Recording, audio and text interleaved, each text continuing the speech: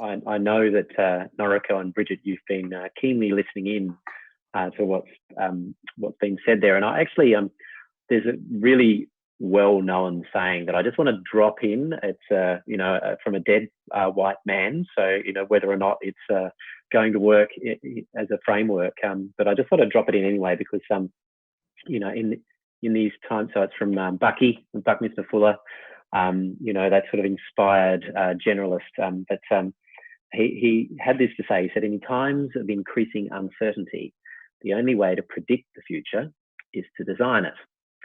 Now, I understand this. There's a certain sense of agency that needs to be part of this, but as futurists, the two of you, I'd like to invite Noriko and Bridgette to join us on screen. I'll give you both a brief introduction because I'm aware we officially have a shorter amount of time that I'd hoped for. So Noriko as a futures research leader, and Bridgette with foresight and design. And I think really, and it comes to you too, to the task to sort of have that interplay together, that professional perspective and personal, of course, from your own homes on what you've heard today, and really just with those themes, with the theme of discombobulation and all that brings, dismantling, and what Dakani and others had to say around that, and then this idea around discovery with Rowena really exploring that, and the idea of emergence. So I'm really curious to hear what you've heard and empathized with through this. And then after about 10 minutes, we'll just sort of wrap this up and let people know what's next. But love to hear from you. Maybe perhaps Noriko, if you could start us off, and I'll let you two have a bit of a chat about what we've done today. So I've got Post-its all over my computer screen as I was scribbling notes. But I think on photo, and we'll add that to this. just hold them up, They're everywhere. But I think one of the really interesting themes that came through for me was there was a lot of talk about formal things and informal things across everything. And we've got formal dismantling, but also informal dismantling, either in the digital spaces or even in the physical spaces. We've got a formal response from the government, but we've also got informal responses. So the stories of people making masks in their homes, the creator spaces that are coming, the hack the crises, which aren't a formal response in some cases. And it's a really interesting question of, well, what do we have to formally and informally dismantle after the initial crisis is over? There are new laws that have been put into place that may no longer serve us. And I think there's a real conversation around what are the deliberate things we need to pay attention to and the decisions we're making now that we need to almost put a signpost to say, we need to revisit this at some point. When things settle, we made these decisions incredibly quickly. Brenton touched on the policy environment and how much that has shifted. And speaking to some of my old colleagues, they are doing policy work so fast with none of the usual checks and balances because they just have to. And that's the leadership that is required right now. But then what is in the next phase? How does policy work itself then change? And what is you can't completely undo what has happened because it's so complex and the system will shift. But taking from the Cynefin framework and some of Dave Snowden's work, what can you dampen that was an unintended consequence? What can you do to address it? And that's going to create and require a whole new need for a different kind of response again. So I don't think this current environment is going to shift because we're just going to have to keep responding to whatever is the next consequence. And for me, I think what was really interesting is what also came up is the identity associated with leadership and how the identity of what it means to be a union leader versus a government leader is shifting.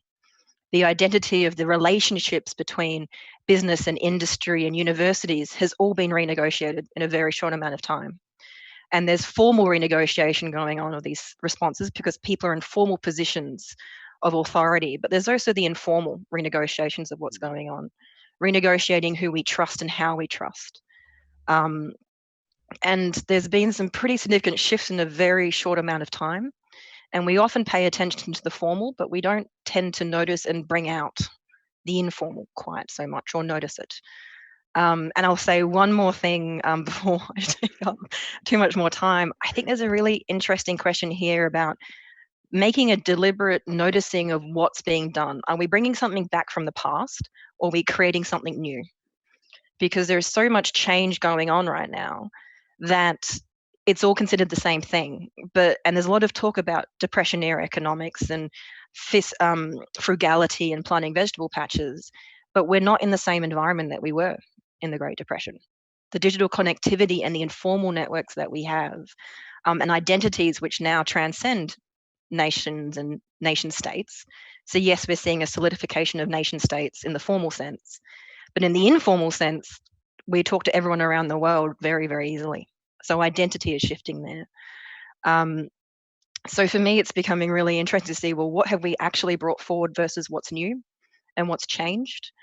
And making a choice about what do we want to keep from right now that's become new, but then also what might want to emerge post the initial response. Fantastic. Thanks so much, Noriko. And well, you've already created even more juicy conceptual direction for Bridgette to riff off and as well. But Bridgette, I'm sure you've heard some of those things that Noriko's been picking up, and I love this notion of informal and formal.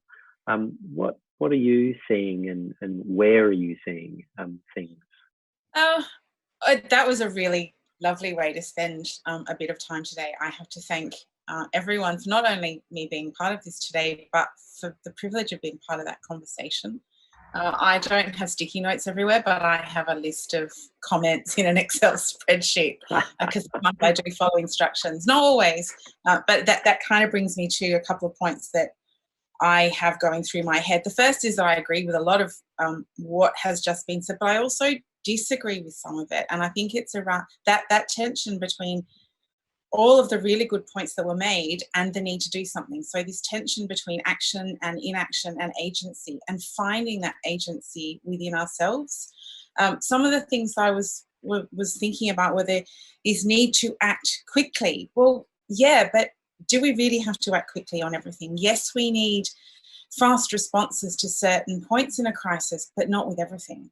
And that brings me to the point that you were just making, Noriko, about the unintended consequences.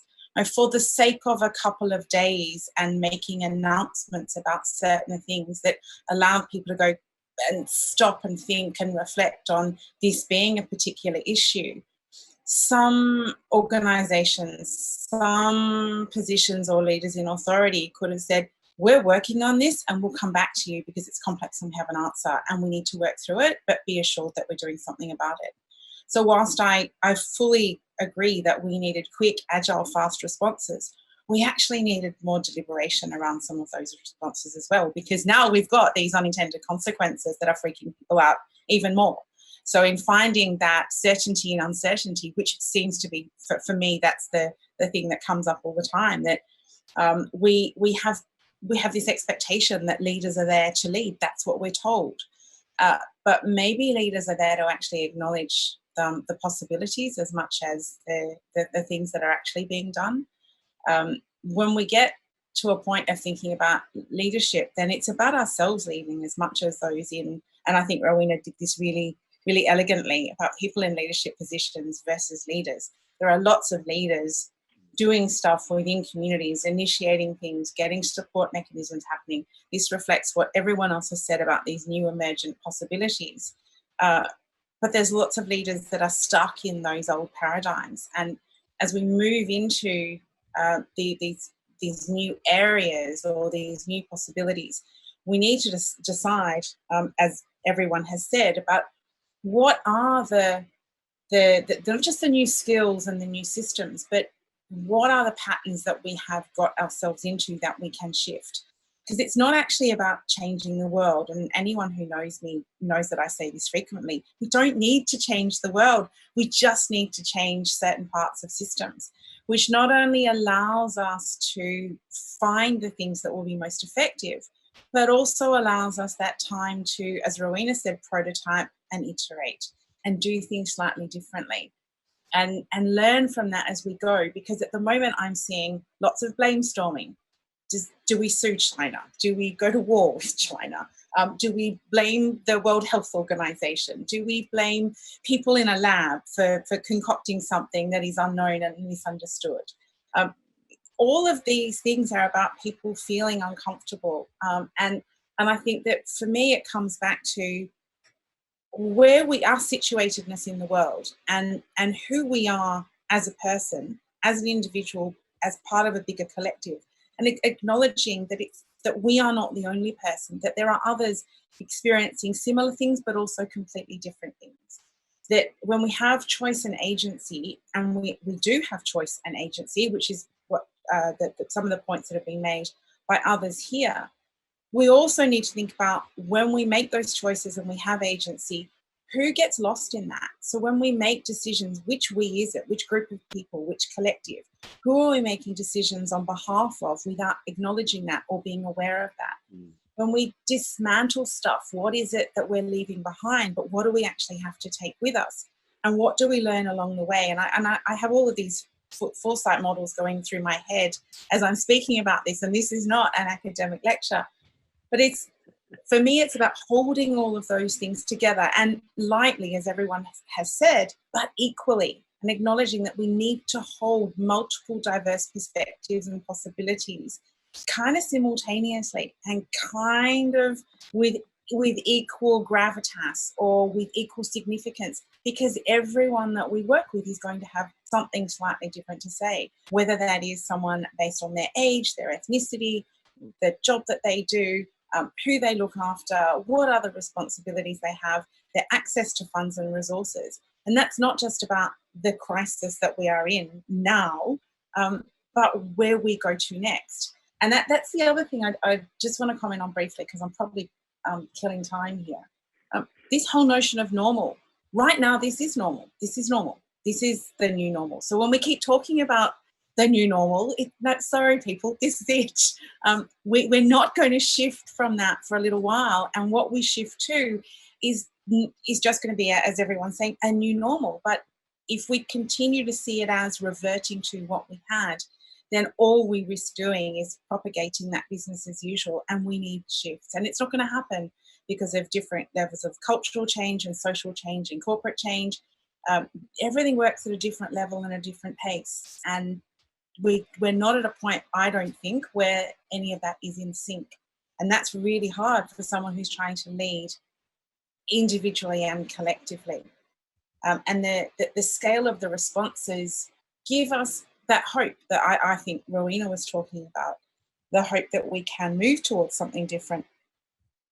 But it needs to be pragmatic. We need to realise that it's not going to be perfect, and we are going to make mistakes. And that's as an individual, whether they're a leader or not, but as a collective as well. But we're going to get stuff wrong. We're going to muck it up.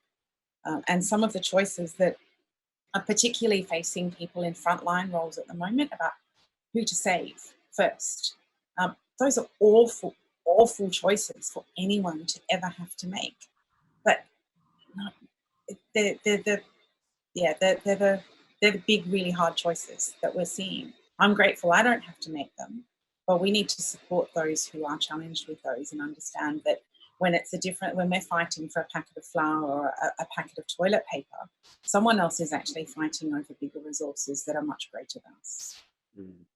I think I had one of my post-it notes is we keep calling this a new normal, but this is a very reactive space we are in right now. Is it actually a normal as much can exist? Because everything's still in flux. All the dynamics are up and everything keeps changing. We used to talk about the 24-hour news cycle, but that's gotten even shorter recently. And what does that new normal look like? Is it 6 months or is it 4 months? Is it 12 months? And is there a trap there in calling this a new normal when it's changing every single day? That things keep shifting all the time. And in that sort of search for certainty that people just want action instead of sitting with it and maybe sort of thinking about hastening slowly, are we building foundations on quicksand? Are we building processes which will just sink and won't actually be sustainable even in the next 2 months, let alone for how long this needs to sustain us? And I think it's a really interesting point about collective and the flattening the other curves, such as climate change. What are the other pieces of work that have been left undone in trying to respond to this. One of the most interesting shifts has been we now will trust Facebook again. We're also now trusting brand new apps, which seem to be quite dubious. And that conversation has completely been sidestepped. So what are the things we might have to pick up again once we get some sort of settling that happens? The feminism one was raised earlier, climate change has been raised. But I suppose what is the work that needs to be picked up again, that sort of needs to be put and kept going and kept talking about, and that now is an opportunity to do something about? I particularly agree with that. The notion that things have got left behind, and this is the thing that where we are now, what we are now, and when we are now is the thing that's hitting the front page of the media. But bushfires have lapsed a little, and climate change has lapsed.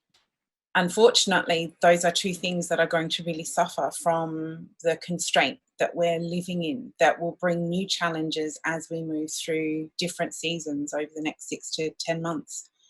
And we really need to tread lightly around stuff so that we can go back to those other issues.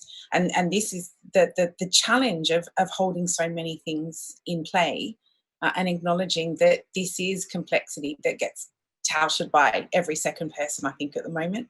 But it is complex, and it's more complex than most people realise.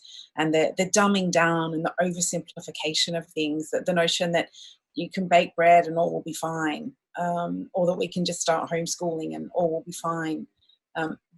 Those are issues that will start to emerge, and it kind of sometimes feels another day, another thing flares up. But yeah, that's life. We've just kind of been not immune to it, but we've shied away from some of it, or it's all too hard, and we need to start moving and deciding who comes with us and where. It's those possible alternative futures that we need to start exploring, and this isn't a signpost for foresight deliberately, but it is imagining those possibles and understanding that the trajectory we're on has multiple pathways emerging from it, and we need to explore those.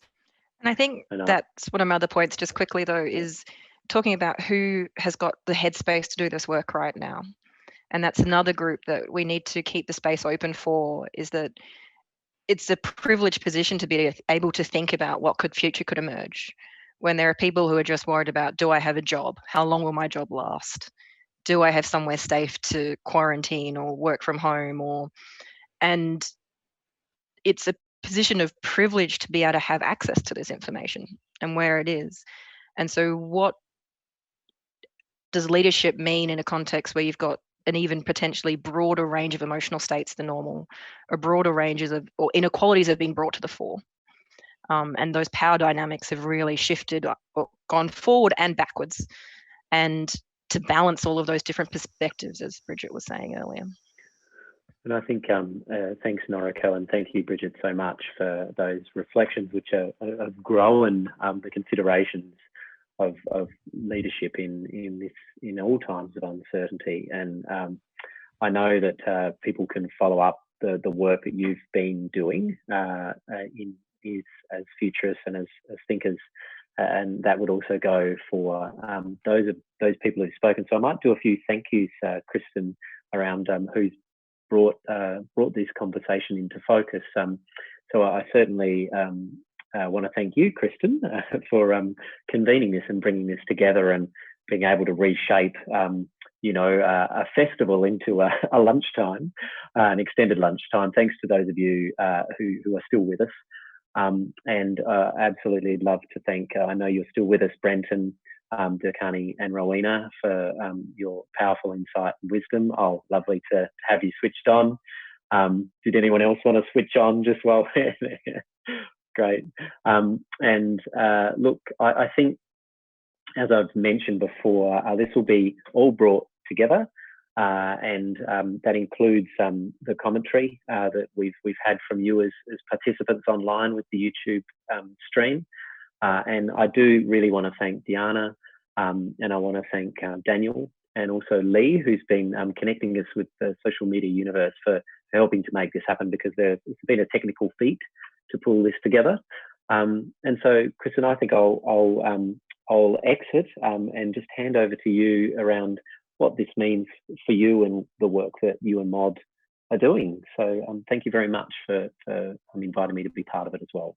No, thanks very much, Matthew. And I'd like to thank everybody who's tuned in. I think for me, the key reflection is really what we're asking of people who are leading, whether in roles or in self-leadership or in any context, is we're asking people to be comfortable in flux, this new notion of flux leadership, if you like, of those tensions between, the hasten slowlies and the acknowledging those who've got time for thinking and those who don't, and that all of those things are happening simultaneously. The chat has talked obviously around the current situation with coronavirus, but both in these conversations and online, people have been talking about climate and about colonization and about feminism and the other things that we might need to dismantle and rethink. And I'd probably I think there's two final comments that I wanted to make just to wrap up the chat comments. One is, how do we lead into the future, and who is the we, and who do we give permission and authority and to do that leading? And I think that's a really, really good question. And the other one is someone who's commented that, we are traversing well-worn narratives in this conversation. We are, because we're doing what Rowena said, which is, identifying those patterns that we know and which ones might not be helpful. And so the question I think we're left with is one that's come up on the YouTube chat, which is, which of these narratives might we need to unlearn? And what might be the impact of letting those narratives go? And we talked a lot about letting go and the grief and loss of letting go. And I think that's probably, that's kind of where my head is sitting at the end of this conversation on what type of leadership is needed in the age of uncertainty. It's the flux leadership, and it's the leadership that's comfortable with sitting in that uncertainty and being willing to unlearn. And I think that's really interesting. So for us, what's happening next is this conversation will sit on YouTube that anybody can access in the future. We'll also be editing it into little sections with some context, and that will appear on our Life Interrupted exhibition at mod.org.au. That exhibition will run until the end of August, and then we'll create what needs to be created at that time coming in. For us at Mod, it's, as I said at the start, it's really about us creating a space where people, and especially young people, feel like there's a place to have these types of conversations that help that you're not alone in grappling with the emotional impacts and the feelings of what we're going through, but also that there's potentially ways to navigate that future, and that there are resources and conversations that can potentially help do that. So yes, so I will finish up by just saying that I am in awe of the people who are doing this well at the moment in terms of the leading, and it's happening, across so many different scales. And I'm in awe of the people who are grieving and are making space for that. And I'm in awe of the conversations that are happening, across a global and community level when we are needing to be physically distant. And that to me gives me hope about the fact that we might be creating new modes of leadership. And I'm looking forward to seeing how we do turn up in a way that is creating what's next each and every day.